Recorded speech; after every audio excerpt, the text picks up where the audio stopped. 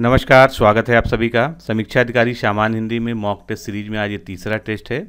इसमें हम लोग समीक्षा अधिकारी के सिलेबस पर आधारित सामान्य हिंदी के 25 प्रश्नों का संपूर्ण व्याख्या सहित हल देखेंगे। चलिए शुरू करते हैं।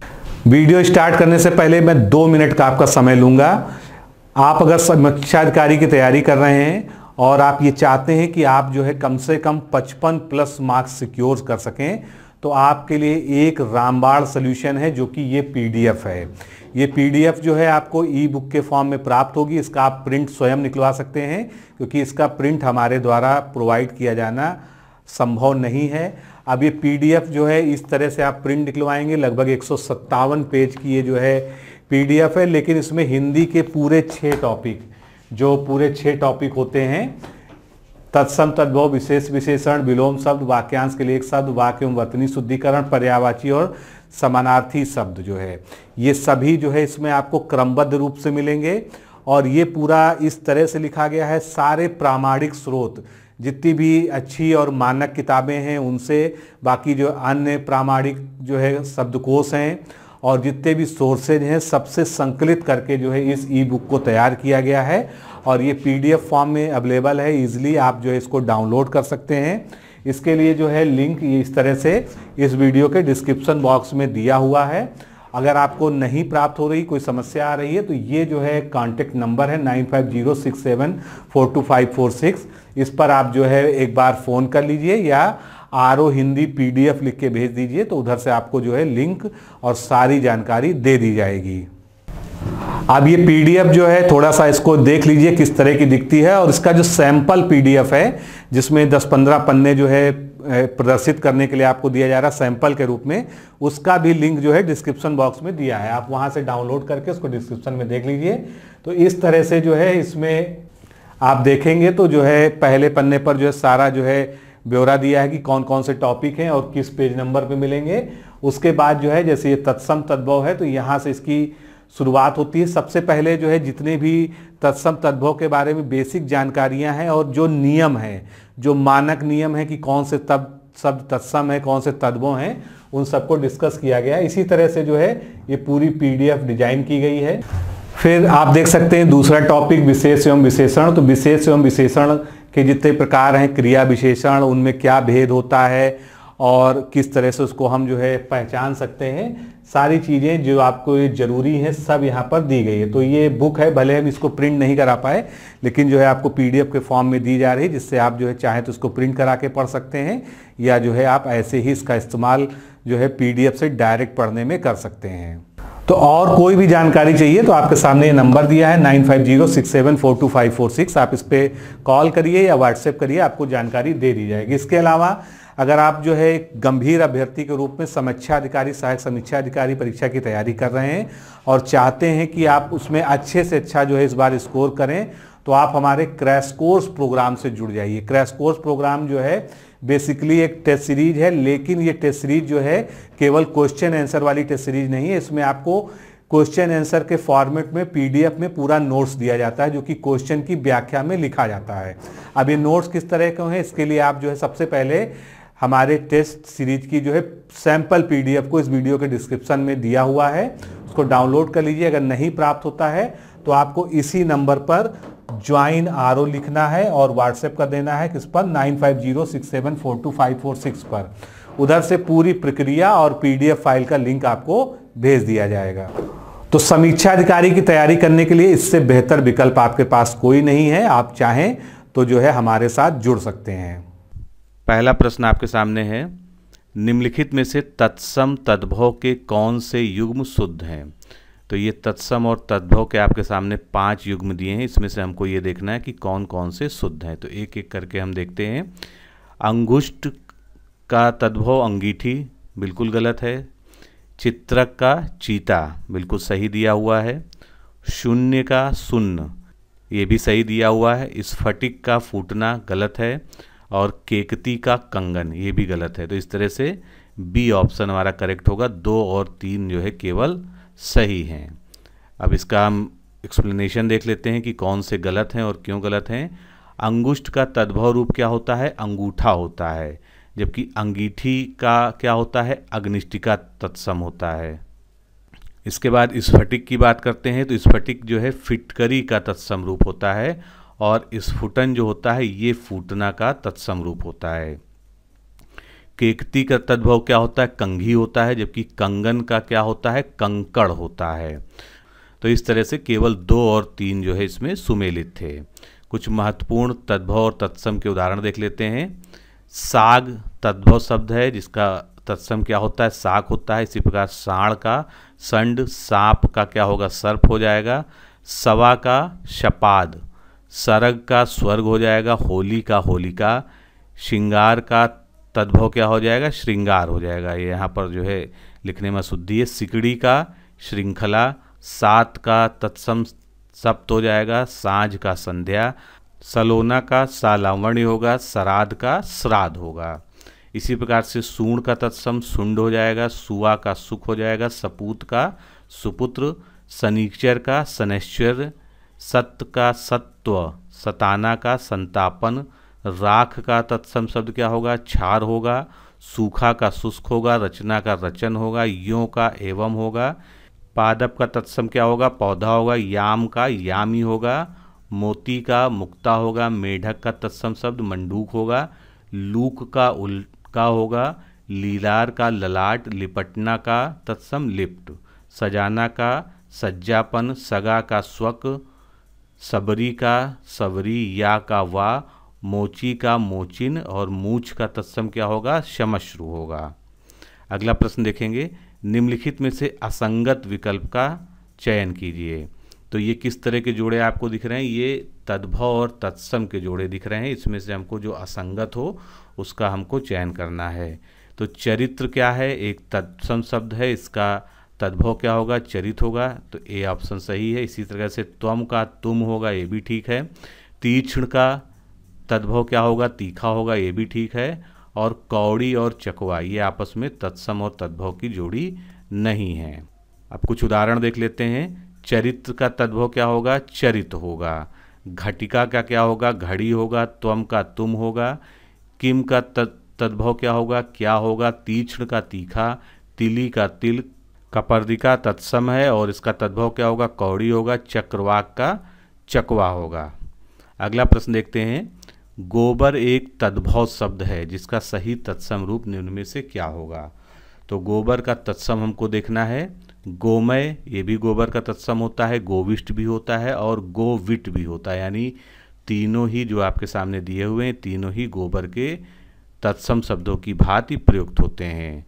गोमय, गोविष्ट और गोविट तीनों ही शब्द गोबर शब्द के तत्सम के रूप में प्रयुक्त होते हैं।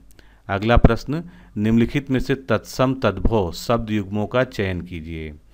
अब यहाँ पर आपके सामने 5 शब्द युग्म दिए हैं जिसमें से आपको तत्सम और तद्भव का जो सही युग्म है उसको पता करना है। तो एक एक करके देखते हैं। मदमत्त, ये कैसा शब्द है? ये तत्सम शब्द है और इसका तद्भव क्या है? मदमाता, बिल्कुल ठीक है। भाग और हिस्सा ये आपस में तत्सम तद्भव नहीं है। बल और ताकत भी तत्सम तद्भव के जोड़े नहीं हैं। गीर्ण और उद्गीर्ण ये भी गलत दिया हुआ है। मशक का मच्छर तद्भव होता है, ये बिल्कुल सही दिया। तो इस तरह से 1 और 5 केवल सही है, यानी बी ऑप्शन हमारा यहाँ पर करेक्ट है। मदमत्त व मदमाता परस्पर तत्सम तद्भव शब्द युग्म है। भाग, हिस्सा तथा बल ताकत शब्द युग्मों में परस्पर पर्यायवाची का संबंध है। ये तत्सम और तद्भव शब्द का युग्म प्रदर्शित नहीं करते हैं। इसी प्रकार गीर्ण और उद्गीर्ण ये दोनों क्या हैं? अनुलोम विलोम शब्द हैं, ना कि तत्सम तद्भव शब्द हैं। मशक और मच्छर शब्द जो है तत्सम तद्भव के हैं। कुछ और तत्सम शब्दों के और तद्भव शब्दों के उदाहरण देखते हैं। तो तद्भव शब्द क्या है? रोपना, इसका तत्सम क्या होगा? रोपड़ होगा। इसी प्रकार रूप का रूप्य होगा। मजीठ का मंजिष्ठ। मगर का तत्सम रूप मकर होगा। मग का मार्ग होगा। मक्खी का मक्षिका। मुआ का मृत। मिष्ठान का मिष्टान्न। भुआल का तत्सम भूपाल होगा। भूसा का वुष होगा। बैल का वृषभ होगा। बूटी का वृत्तिक होगा। 62 का द्वाषष्ठी होगा। भंडार का भंडारगार। नींद का निद्रा। बोना का वपन। बैन का वचन और बोहनी का बोधन। इसके अलावा फेरना का प्रेरण। बुरा का विरूप। पीछे का तत्सम क्या होगा, पश्चात होगा। फूल का पुष्प, भेदी का भेदिन, भेड़िया का वृक, भूषण का भूषण, भाड़ा का भाटक, भाई का भ्रातृ, बीघा का विग्रह, बिंदी का बिंद, पहनना का परिधान, पहचान का प्रत्याभिमान, पड़ला का पटल और पलंग का तत्सम क्या होगा, पर्यंक होगा। अगला प्रश्न देखते हैं। तत्सम तद्भव शब्दों को पहचानने के एक नियम के अनुसार तत्सम शब्दों में श का प्रयोग होता है तथा तद्भव शब्दों में सरोज वाले श का प्रयोग होता है। तो निम्नलिखित में से कौन सा शब्द युग्म उपर्युक्त नियम के विपरीत हो सकता है, यानी इसका अपवाद हो सकता है। तो दीपशलाका एक ऐसा शब्द है, तत्सम है और इसका तद्भव क्या हो जाएगा, दीप दिया सलाई, तो ये तो ठीक दिया हुआ है। अंश का अंश होगा, ये भी ठीक दिया हुआ है। शर्करा और शक्कर दोनों में आप देख रहे हैं शशि वाले शा का प्रयोग हुआ है, तो यही जो है इस नियम के विपरीत है, यानी इस नियम का यहाँ पर ये अपवाद है। इसके अलावा शक्यते का सकना, तो सी ऑप्शन हमारा यहाँ पर करेक्ट होगा। तत्सम शब्दों में प्रायः जो है सा का प्रयोग होता है और तद्भव शब्दों में शा का प्रयोग होता है। विकल्प ए बी डी में दिए गए शब्द युग्म इस नियम के अनुसरण करते हैं। सी में जो है शर्करा और शक्कर जो दिया है, तो शर्करा जो है इसमें तत्सम शब्द है तथा शा वर्ण का प्रयोग होने के पश्चात भी शक्कर जो है एक तद्भव शब्द है। अगला प्रश्न देखेंगे। निम्नलिखित में से कौन सा या कौन से वाक्य अशुद्ध वर्तनी के प्रयोग से अशुद्ध हो गए, यानी जिनमें अशुद्ध वर्तनी का प्रयोग होने के कारण वो अशुद्ध हो गए हैं। महात्मा के सदोपदेश सुनने चाहिए, तो इसमें किसमें वर्तनी में अशुद्धि है, सदोपदेश में वर्तनी की अशुद्धि है। यहाँ श्रृंगार सामग्री मिलती है, तो यहाँ पर क्या गड़बड़ी है, श्रृंगार गलत लिखा हुआ है। तीसरा वाक्य देखते हैं। आप इसी समय रवाना हो जाइए क्योंकि आपको गाड़ी मिल जाए, तो ये भी गलत है, लेकिन इसमें वर्तनी की अशुद्धि नहीं है, यहाँ पर संयोजक शब्द की अशुद्धि है। तो इस तरह से हमारा उत्तर हो जाएगा ए ऑप्शन, केवल 1 और 2 जो कि वर्तनी की वजह से अशुद्ध हैं। तो इसका शुद्ध रूप क्या होगा, महात्मा के सदुपदेश, ना कि सदोपदेश सुनने चाहिए। दूसरे वाक्य में क्या गलती थी, श्रृंगार शब्द गलत लिखा था, श्रृंगार इस प्रकार सही लिखा जाता है, तो यहाँ श्रृंगार सामग्री मिलती है। फिर तीसरा वाक्य भले ही वर्तनी की दृष्टि से अशुद्ध नहीं था लेकिन अशुद्ध था, उसमें संयोजक की गलती थी। आप इसी समय रवाना हो जाइए, और यहाँ पर क्या दिया हुआ था, क्योंकि, तो क्योंकि जो है संयोजक की जगह जो है ताकि यहाँ पर प्रयोग होगा, ताकि आपको गाड़ी मिल जाए। अगला प्रश्न देखेंगे। प्रधानमंत्री ने देश का धुआंधार दौरा किया। किसी प्रतिष्ठित अखबार के मुख्य पृष्ठ की मुख्य खबर, अखबार ने यह खबर छापने में किस प्रकार की त्रुटि की है, यानी ये जो लाइन है इसमें किस तरह की गलती है, कारक संबंधी है या सर्वनाम संबंधी, क्रिया संबंधी या मुहावरा संबंधी। तो आपने सुना होगा कि ये क्या होता है, धुआंधार दौरा की जगह क्या होता है, तूफानी दौरा, तो मुहावरा संबंधी यहाँ पर अशुद्धि है। ये शुद्ध रूप इसका क्या होना चाहिए, धुआंधार के स्थान पर तूफानी का प्रयोग करने से जो है वाक्य शुद्ध हो जाएगा। जिन भी वाक्यों में मुहावरों का प्रयोग होता है वहाँ पर मुहावरों का प्रयोग एज इट इज़ होना चाहिए, उसमें कोई भी चेंज होगा तो वो पूरा का पूरा सेंटेंस जो है गलत मान लिया जाएगा, अशुद्ध होगा। जैसे इसको अगर हमको शुद्ध रूप में लिखना होता तो प्रधानमंत्री ने देश का तूफानी दौरा किया, ये जो है यहाँ पर लिखा जाता। कुछ और मुहावरा संबंधी अशुद्धियों को देखते हैं। जैसे पानी पीकर नाम पूछना, नाम पूछने की जगह मुहावरे में क्या आता है, पानी पीकर जात पूछना, ये मुहावरा है। दुश्मनों ने हथियार रख दिए जगह की जगह दुश्मनों ने हथियार डाल दिए, क्योंकि हथियार डालना क्या है, एक मुहावरा है। युग परिवर्तन का बीड़ा कौन चबाता है, तो बीड़ा कौन चबाने की जगह बीड़ा कौन उठाता है। मेरे तो कान में दम आ गया, इसकी जगह क्या होगा, मेरे तो नाक में दम आ गया है। कुसंगति से उसके मन पर कालिक पुत गई है, तो इसका शुद्ध रूप क्या होगा, कुसंगति से उसके तन पर कालिक पुत गई है। अगला प्रश्न देखते हैं। निम्नलिखित में से किस वर्तनी का बहुवचन रूप अशुद्ध है, तो यहाँ पर कुछ बहुवचन शब्द दिए हुए हैं जिनमें से हमको देखना है कि कौन सा इसमें से गलत है। इकाइयाँ बिल्कुल ठीक लिखा हुआ, प्राणीवंद भी ठीक लिखा है, हिंदुओं भी ठीक लिखा है, परीक्षार्थियों जो है यहाँ पर गलत लिखा है। परीक्षार्थियों की शुद्ध वर्तनी क्या होगी, ये होगी परीक्षार्थियों, छोटी की मात्रा का प्रयोग होगा। तो इस तरह से यही जो है इसमें से गलत था। अब कुछ और शुद्ध अशुद्ध देख लेते हैं। प्रात काल की जगह शुद्ध शब्द क्या होता है, प्रातः काल होता है। अंतकरण की जगह अंतःकरण, निश्वास की जगह निःश्वास, बुद्धिमती की जगह बुद्धिमती, कमलिनी की जगह कमलिनी, कामनी की जगह कामिनी, ग्रहणी की जगह ग्रहणी, यहाँ पर छोटी की मात्रा लग जाएगी। कृतघ्नि की जगह कृतघ्न सही होता है। अनुवादित की जगह सही शब्द क्या होता है, अनुदित। लावण्यता की जगह लावण्य और बाहुल्यता की जगह बाहुल्य। मनहर की जगह शुद्ध शब्द क्या होगा, मनोहर। महेश्वर की जगह महेश्वर्य, इस तरह से लिखा जाएगा। हा पर जो है ऐ की मात्रा लगेगी। पयोपान की जगह पयःपान। विषाद इस तरह से सही लिखा जाता है, सा का प्रयोग यहाँ पर गलत हुआ है। पथ्य की जगह पद्य सही होता है। प्रकृति की जगह प्रकृति इस तरह से लिखा जाता है। ग्रहीत की जगह गृहीत। गवर्नर में इस तरह से ना पर ऊपर रा लगता है। आयुर्वेद इस प्रकार से सही लिखा जाएगा। प्रवर्तक भी गलत लिखा है, प्रवर्तक इस तरह से सही लिखा जाएगा।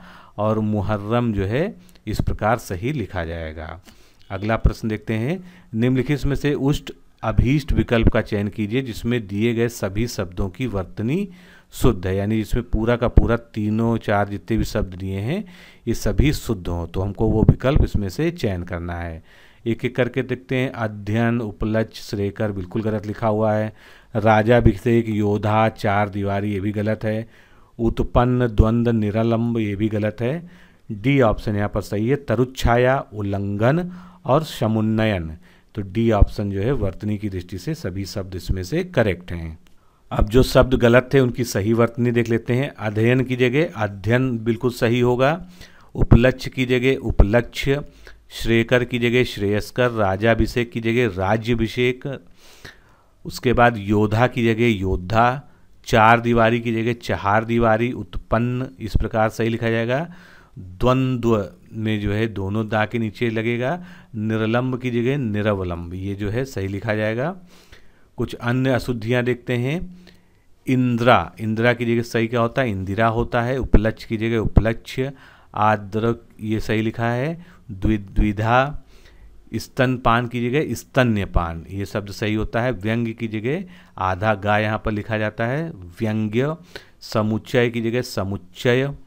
तदंतर में इस प्रकार से दा में हलंत लगेगा। अगला शब्द है मिष्टान, गलत लिखा है, मिष्टान्न सही होता है। उम्मीदवार की जगह उम्मीदवार। स्वावलंबन इस प्रकार से सही लिखा जाएगा। तत्वाधान यहाँ पर सही लिखा हुआ। ईर्ष्या की जगह ईर्ष्या इस प्रकार से करेक्ट लिखा जाएगा। अगला शब्द विलोम शब्द से जुड़े इस महत्वपूर्ण नियम को सावधानी से पढ़िए।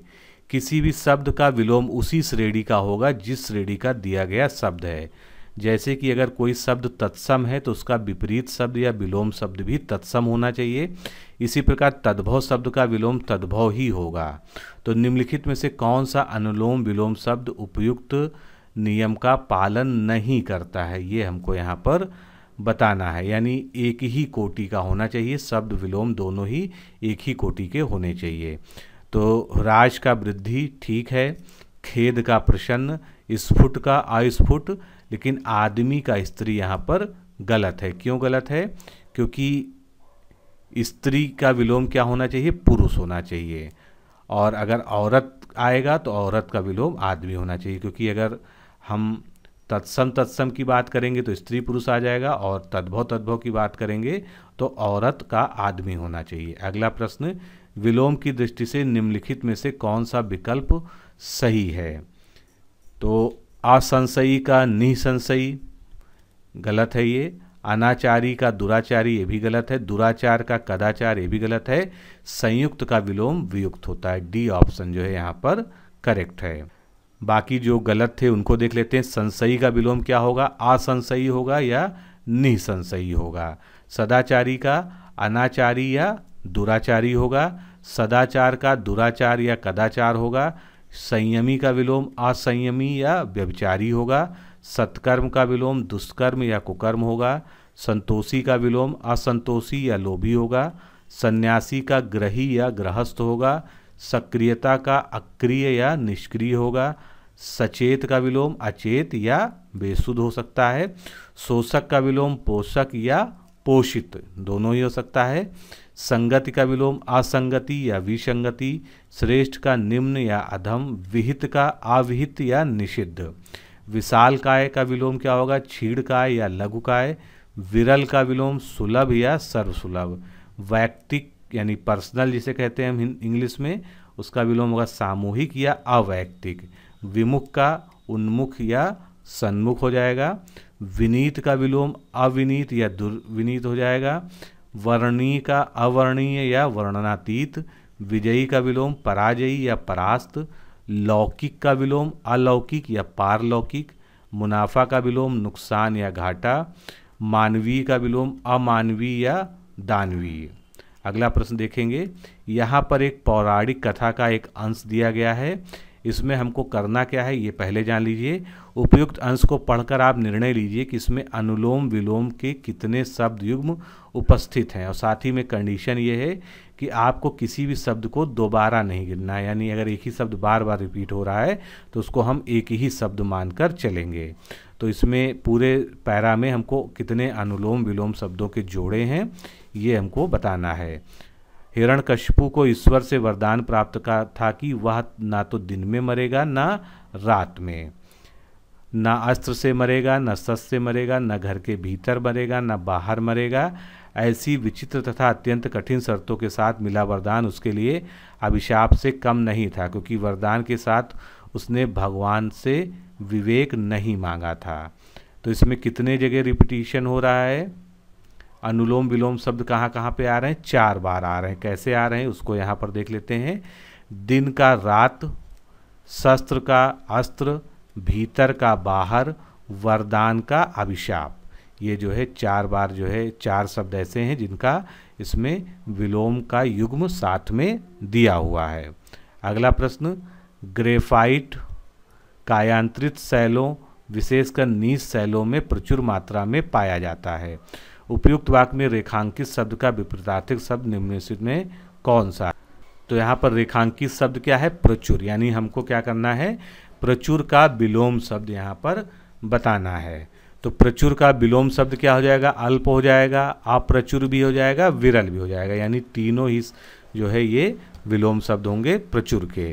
कुछ अन्य महत्वपूर्ण उदाहरण देखते हैं। प्रौढ़ का अप्रौढ़, दाल का समतल, प्रेम भाव का दुर्भाव, थकावट का स्फूर्ति, प्रीति का द्वेष, थाली का पत्तल, प्रायः का बहुधा या सदैव, दक्षता का अदक्षता, प्रबुद्ध का विलोम बुद्धिहीन, तनय का तनया, प्रथम का अंतिम, झंकृत का निस्तब्ध, प्राप्त का अप्राप्त, छूत का अछूत, प्रधान का गौड़, छिछला का गहरा, प्रत्याशित का विलोम अप्रत्याशित, ज्ञान का विलोम अज्ञान, प्राधिकृत का अपराधिकृत, झगड़ा का शांति, प्रच्छन्न का विलोम प्रकट, जय का पराजय, प्रश्न का विलोम उत्तर, गुण का अवगुण, पराजय का जय या विजय, गिराना का विलोम उठाना, पाश्चात्य का पौर्वात, चंचल का अचंचल, पावन का अपावन, कुलीन का अकुलीन, पालक का विलोम घालक, क्षीण का पुष्ट, परकीय का स्वकीय, कृत का अकृत, पराजय का अपराजय, कृतज्ञता का अकृतज्ञता, पराधीन का स्वाधीन, कुसंग का विलोम सुसंग, दोषी का विलोम निर्दोष, क्षमा का विलोम दंड, देश का विदेश, क्षणिक का शाश्वत, नराधम का नंसपुंगव, कठिन का सरल, नरक का स्वर्ग, औपचारिकता का अनौपचारिकता, नवीन का प्राचीन, एड़ी का चोटी, नामी का बदनाम, एकाग्र चित्र का अनन्वयस्क। अगला प्रश्न देखते हैं। सूची 1 में क्रिया विशेषण के कुछ प्रकार दिए हुए हैं, सूची 2 में उदाहरण दिया हुआ है, तो इसको हमको सुमेलित करना है उनके प्रकारों से। रीतिवाचक क्रिया विशेषण का उदाहरण इनमें से कहाँ पर मिलेगा, मधु ध्यानपूर्वक पढ़ाई करती है। यहाँ पर ध्यानपूर्वक क्या है, पढ़ने का तरीका बताया जा रहा है, यानी रीति बताई जा रही। तो हमारा पहला सुमेलन तो हो गया। दूसरा हमको देखना है निश्चयवाचक क्रिया विशेषण कहाँ पर है। तो निश्चयवाचक क्रिया विशेषण कहाँ पर है, निःसंदेह सफल होगी, मंजू निःसंदेह सफल होगी। फिर परिमाणवाचक क्रिया विशेषण, यानी जहाँ पर कोई ना कोई मापतौल बताई जा रही हो, मात्रा बताई जा रही हो, तो दूसरा ऑप्शन मनु कैसी पढ़ती है, खूब पढ़ती है। फिर स्थानवाचक, रत्ना कहाँ पर बैठी है, नीचे बैठी हुई है। तो इस तरह से डी ऑप्शन हमारा यहाँ पर करेक्ट होगा। ऐसे क्रिया विशेषण शब्द जो किसी क्रिया होने की विधि या तरीके का बोध कराते हैं रीतिवाचक क्रिया विशेषण कहलाते हैं। जैसे मधु ध्यान पूर्वक पढ़ाई करती है। तो और कौन कौन से उदाहरण हो सकते हैं, जल्दी, धीरे, ऐसे, वैसे, कैसे, सुखपूर्वक, ध्यानपूर्वक, शांतिपूर्वक, ये सभी जो है रीतिवाचक क्रिया विशेषण के उदाहरण है।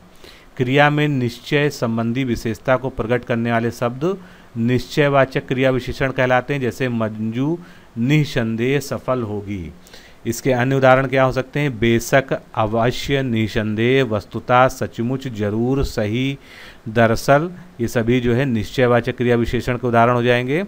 फिर ऐसे क्रिया विशेषण शब्द जिनमें हमें क्रिया के परिमाण, संख्या या मात्रा का पता चलता है वे शब्द जो है परिमाणवाचक कहलाते हैं, यानी हमको उससे उसकी मात्रा का पता चलता है। जैसे मनु खूब पढ़ती है, तो इसके और उदाहरण क्या है, काफ़ी, बहुत, कम, अतिशय, बहुधा, बड़ा, भारी, जरा, पर्याप्त, अत्यंत, ठीक ठाक, थोड़ा थोड़ा, लगभग, इतना, खूब, तनिक, केवल, सर्वथा, उतना, जितना, ये सभी क्या है परिमाणवाचक क्रिया विशेषण के उदाहरण हैं।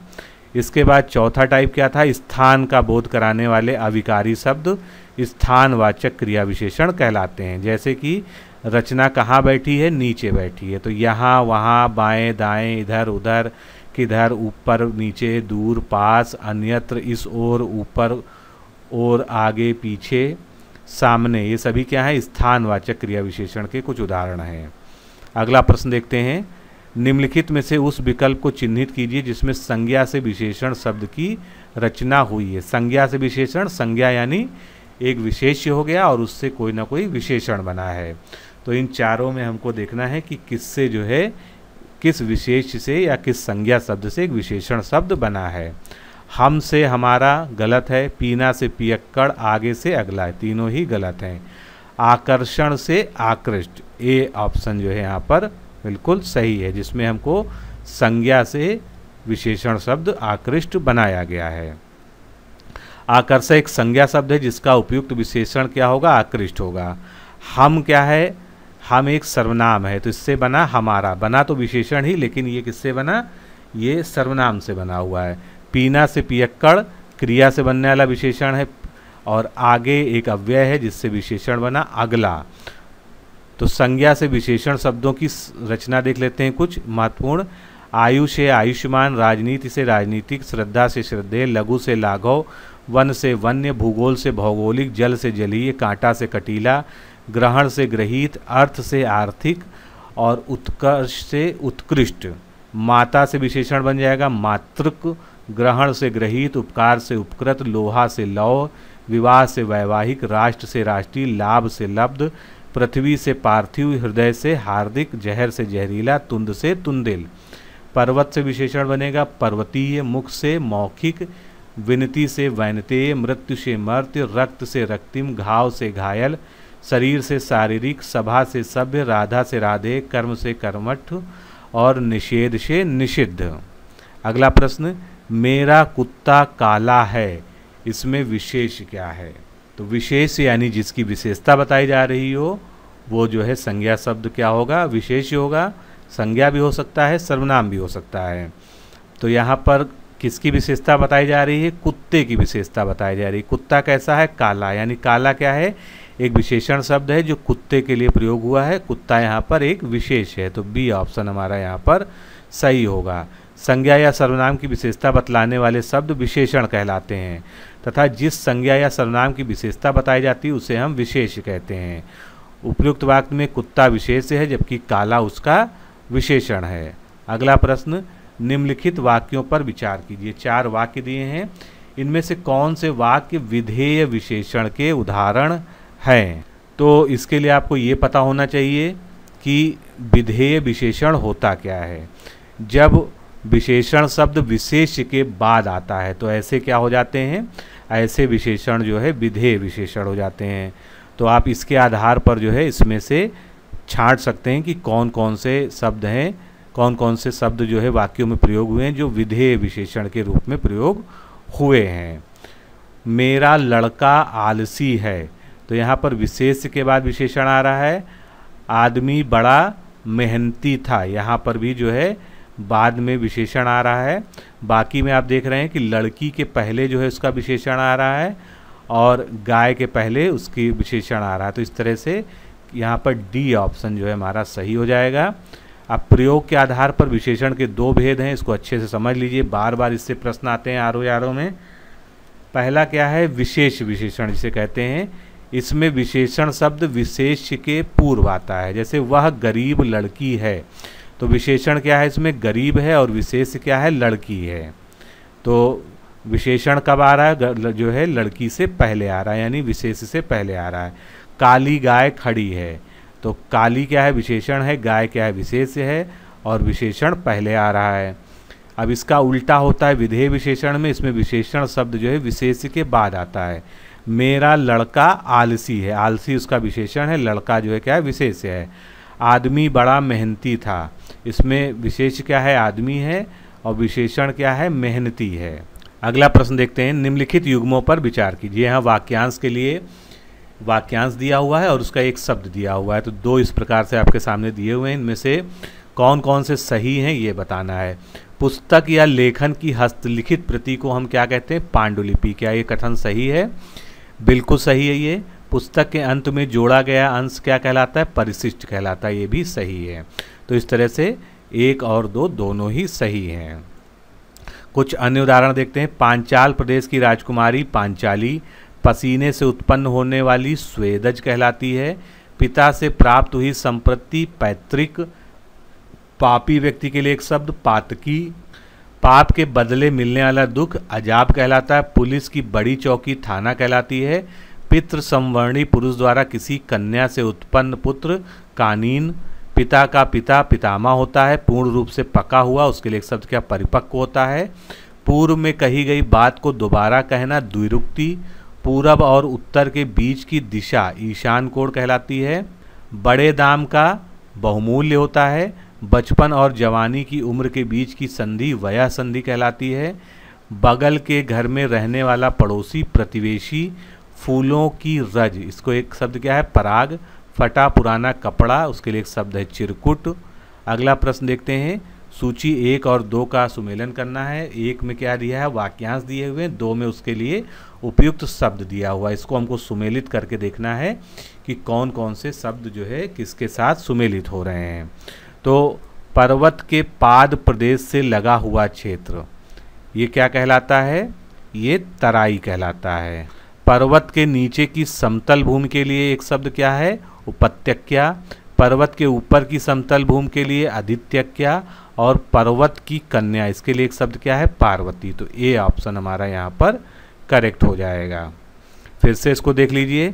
पर्वत के पाद प्रदेश से लगा हुआ क्षेत्र तराई। पर्वत के नीचे समतल भूमि उपत्यक्या। पर्वत के ऊपर की समतल भूमि आदित्यक्या। पर्वत की कन्या पार्वती। अगला प्रश्न देखेंगे। किसी के परवर्ती काल में उसके पीछे जोड़ा गया अंश क्या कहलाता है। एक शब्द हमको उपयुक्त चुनना है कि किसी के परवर्ती काल में उसके पीछे गया जोड़ा गया अंश या जो भाग होता है वो क्या कहलाता है, छेपक कहलाता है। ए ऑप्शन यहाँ पर बिल्कुल सही है। कुछ अन्य शब्द जो दिए थे उनके बारे में विचार करते हैं। अनुसंगी, किसी के पीछे प्रयुक्त होने वाला, उसके लिए अनुसंगी कहते हैं। अंतरकथा, किसी कथा बात या प्रसंग के अंतर्गत आने वाली कोई दूसरी कथा या प्रसंग, उसको अंतरकथा कहेंगे। तकावी, किसानों को सरकार या जमींदार द्वारा दी गई ऋण के रूप में आर्थिक सहायता तकावी कहलाती है। अगला प्रश्न देखेंगे। विकास दुबे ने पुलिस के समक्ष आत्मसमर्पण कर दिया। उपयुक्त वाक्य में रेखांकित शब्द का क्या अर्थ है। तो यहाँ पर रेखांकित शब्द क्या है, आत्मसमर्पण। आत्मसमर्पण को अगर हम वाक्यांश में देखेंगे तो इसकी विस्तृत व्याख्या क्या होगी। सीधा सीधा उत्तर देख लेते हैं। अपने आप को किसी के हाथ सौंपना या उसके सामने समर्पित हो जाना। तो बी ऑप्शन यहाँ पर सही होगा। ये आत्मसमर्पण के लिए एक सटीक वाक्यांश है। कुछ अन्य उदाहरण देखते हैं। जो तीनों कालों के विषय में जानता हो उसके लिए एक शब्द है त्रिकालज्ञ। जो तर्क योग्य हो या जो तर्क पूर्ण हो उसके लिए एक शब्द है तार्किक। जो तर्क के आधार पर सिद्ध हो सके, तर्क संगत। जो तर्क से सिद्ध ना हो अतर्क्य, जो तत्व को जानता हो उसके लिए एक शब्द है तत्वगानी, जो जानवर पाले जा सकें पालतू, जो जरा सा भी खर्च करने में आनाकानी करता है उसके लिए एक शब्द क्या है मितव्ययी, जो जमीन पर गिरा या लुढ़का हुआ हो उसके लिए एक शब्द है लुंठित, जो गिरा हुआ हो उसके लिए एक शब्द है पतित, जो गाए जाने योग्य ना हो उसके लिए अगेय होता है, जो छेदा ना जा सके अछेद, जो जन्म से ही अंधा है जन्मांध, जो चर्चा का विषय है चर्चित, जो आलोचना के योग्य है आलोच्य, जो इंद्रियों से रहित हो या इंद्रिय रहित हो निरिंद्रिय, जो इंद्रिय ज्ञान से परे हो गोतीत, जो इधर उधर से घूमता फिरता आ जाए उसके लिए एक शब्द है आगंतुक, अपने पैरों से जो चल रहा हो पैदल, जो अपने वीर्य को गिरने ना दे ऊर्ध्वरेता, जो अपने पैरों पर खड़ा हो आत्मनिर्भर, जो अपने पद से हटा दिया गया हो उसके लिए एक शब्द है पदच्युत, जो अपने आप से उत्पन्न हो उसके लिए एक शब्द है स्वयंभू, जीभ से चाटने की क्रिया लेहन, जिसे सब पसंद करें लोकप्रिय, जिसे वाणी व्यक्त ना कर सके अवर्णीय, जिसे भेदना या तोड़ना कठिन हो दुर्भेद्य। अगला प्रश्न देखते हैं, यहाँ पर दुष्यंत कुमार की गजल का एक अंश दिया गया है। क्या है गजल? इस नदी की धार में ठंडी हवा आती तो है, नाव जर्जर ही सही लहरों से टकराती तो है। अब इसमें हमको करना क्या है, निम्नलिखित में से कौन सा विकल्प उपयुक्त वाक्य के रेखांकित शब्द के पर्यायवाची को दर्शाता है। तो यहाँ पर रेखांकित क्या है, रेखांकित है नदी, यानी हमको जो है इन विकल्पों में जिसमें सारे विकल्प सारे शब्द नदी के पर्यायवाची शब्द दिए हों उसको हमको देखना है। तो इसमें सही शब्द क्या है, डी ऑप्शन हमारा सही होगा। सरिता शैलजा प्रवाहिनी ये क्या है, ये सभी नदी के पर्यायवाची शब्द हैं। अर्णव कंपति नदीस ये सभी किसके हैं, समुद्र के पर्यायवाची शब्द हैं। समुद्र के अन्य पर्यायवाची जलधि सागर सिंधु रत्नागर उदधि पारावर वारधि पयोधि तोयधि नीरनिधि वारीश। और भानुजा अर्कजा व सूर्यजा किसके पर्यायवाची हैं, यमुना के पर्यायवाची हैं। यमुना के अन्य पर्यायवाची जमुना सूर्य तनया कालिंदी रवि तनया तरणि तनुजा रविसुतया सूर्यसुता कृष्णा कालगंगा अर्कसुता तरणिजा रविनंदिनी श्यामा और रवि तनया है। इसके अलावा गंगा के पर्यायवाची त्रिपदगा मंदाग्नि व देवपगा हैं। अन्य पर्यायवाची गंगा के जानवी त्रिपथगामिनी देवनदी भगीरथी नदीश्वरी शुर नदी सुरसरी ये सभी गंगा के अन्य पर्यायवाची शब्द हैं। सरिता शैलजा व प्रवाहिनी नदी के ही पर्यायवाची हैं जैसा कि प्रश्न में पूछा गया है।